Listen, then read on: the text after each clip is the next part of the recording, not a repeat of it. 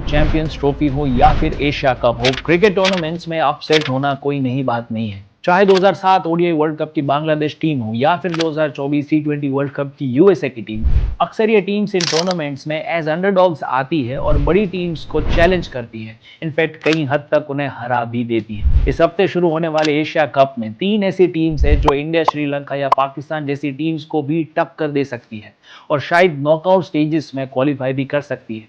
Yes, Oman, UAE and Hong Kong have announced their squads and they are ready for this big challenge. तो चलिए आज के इस video में इन्हीं 3 टीम्स का SWOT एनालिसिस करते हैं और जानते हैं why big teams should be careful of these associate nations.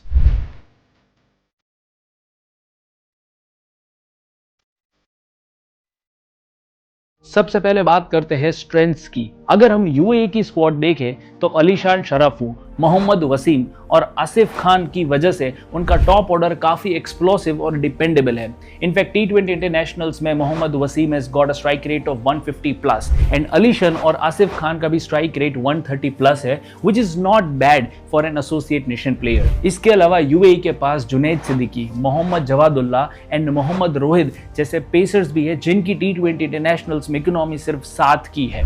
2 महीने पहले ही यूएई ने बांग्लादेश को टी20 इंटरनेशनल सीरीज में 2-1 से हराया था। This shows that they have the ability to win against big teams. In fact, recently conclude हुई ट्राई सीरीज में भी यूएई ने अफगानिस्तान और पाकिस्तान दोनों टीम्स के सामने अच्छा परफॉर्म किया था। यूएई जितना एसोसिएट नेशंस के अगेंस्ट डोमिनेट करती है, if they find a way to win against big teams, they can surely qualify in the knockout stages. UAE के बाद बात करते हैं एशिया कप के डेब्यूटेंट्स ओमान की। ओमान की स्क्वाड भी वेल बैलेंस्ड है और पिछले कुछ सालों से ये टीम अच्छा परफॉर्म भी कर रही है। पहले टी20 वर्ल्ड कप 2024 में क्वालिफाई किया और अब ओमान एशिया कप में भी अपना डेब्यू करने वाली है। इस टीम की सबसे बड़ी स्ट्रेंथ है उनके कैप्टन जितेंद्र सिंह, जिनका विन परसेंटेज रिकॉर्ड काफी अच्छा है।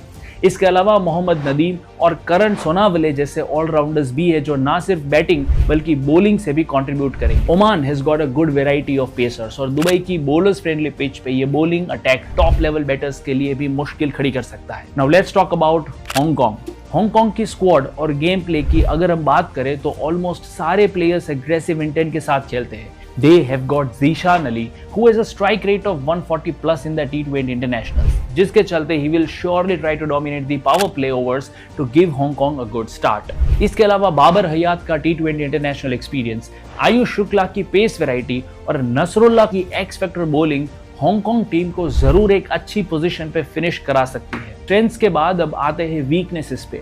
सबसे पहले इन तीनों एसोसिएट नेशंस में एक कॉमन वीकनेस है और वो है इनका बिग टीम्स के सामने लिमिटेड एक्सपीरियंस, और इसी वजह से वो जब बड़ी टीम्स को फेस करते हैं तो प्रेशर हैंडल नहीं कर पाते। Oman will also miss the experience players like Zeeshan Maqsood, Bilal Khan और Fayaz Bhatt, and this lack of experience will be a weak point for this team. Now talking about UAE, इस टीम का टॉप ऑर्डर भले ही कितना स्ट्रांग हो मगर उनका मिडिल ऑर्डर अनटेस्टेड है और पिछले कुछ सीरीज में हमने इसी मिडिल ऑर्डर को इजीली क्रम्बल होते देखा है।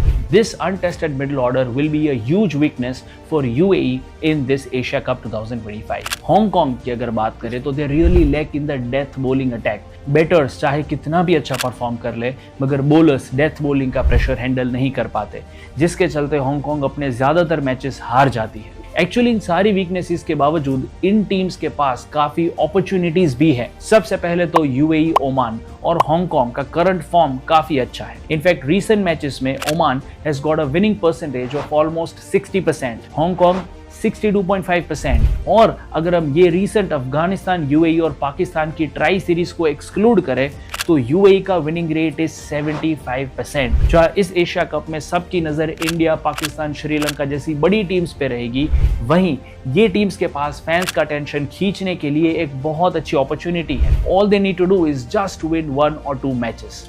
Last but not the least बात करते हैं थ्रेट्स की। सबसे बड़ा थ्रेट इन सभी टीम्स के लिए एक ही होगा और वो है इंडिया, अफगानिस्तान, पाकिस्तान जैसी टीम्स के वर्ल्ड क्लास बॉलिंग लाइनअप को फेस करना। हम सबको पता है there is a huge difference of skill set in these nations, जिसके चलते जसप्रीत बुमराह, राशिद खान, हरीश रौफ, इन सभी की बॉलिंग्स पे यूएई, हांगकांग और ओमान के प्लेयर्स क्रम्बल कर जाएंगे। इसके अलावा इन सभी एसोसिएट नेशंस का अग्रेसिव इंटेंट गेम प्ले इन्हीं पे बैकफायर कर सकता है, जिसके चलते शायद हमें कुछ मैचेस टोटली वन साइडेड भी देखने को मिल सकते हैं। वेल, आप लोगों को क्या लगता है, can Hong Kong, UAE and Oman steel the show in the Asia cup, या फिर हर बार की तरह ये एसोसिएट टीम्स फिर एक बार ग्रुप स्टेज में ही बाहर हो जाएगी? Let us know your reactions below and stay tuned for more such interesting cricket content. See you in the next one.